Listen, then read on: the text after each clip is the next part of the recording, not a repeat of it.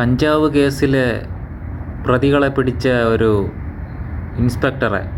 Excise ഇൻസ്പെക്ടറെ സ്ഥലം മാറ്റി. ആ വാർത്ത നിങ്ങൾ കണ്ടു കാണും. അതിലൊരു പ്രതി MLAയുടെ മകനാണ്.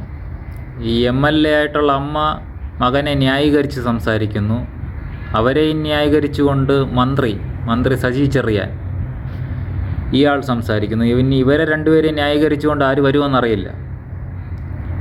മന്ത്രി സജി ചെറിയാനെ നിങ്ങൾക്കെല്ലാവർക്കും നേരത്തെ തന്നെ അറിയാവുന്ന ഒരാളായിരിക്കും. നിങ്ങൾ മറന്നുപോയിട്ടുണ്ടാവും വാർത്ത. പണ്ട് കർഷക ആത്മഹത്യ ഉണ്ടായപ്പോൾ ഇയാൾ പറഞ്ഞത് കൃഷി എന്തിനാണെന്നാണ് ചോദിച്ചത്.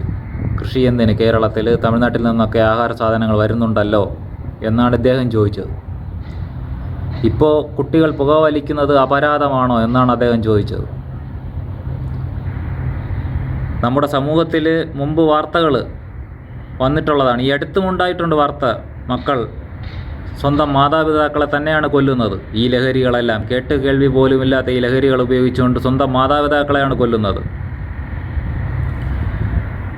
ഈ ഭരണരംഗത്തിരിക്കുന്നവർ കൊടുക്കുന്ന ഈ ഉപദേശം വളരെ നന്നായിട്ടുണ്ട്. നമ്മളെ സൂക്ഷിക്കേണ്ടത് നമ്മൾ തന്നെയാണ്. മാതാപിതാക്കൾക്കൊക്കെ അതിനൊരു പരിധിയുണ്ട്.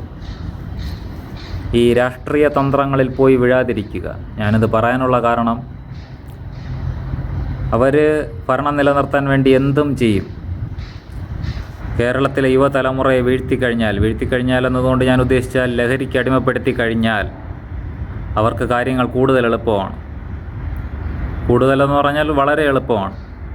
അവരുടെ ഇന്നത്തെ ഭരണരീതിയും ഈ നിലപാടുകളും നമുക്ക് നോക്കിക്കഴിഞ്ഞാൽ മനസ്സിലാവും. നിങ്ങൾക്ക് മനസ്സിലായിട്ടുണ്ടോ എന്ന് ഞാൻ വിശ്വസിക്കുന്നു.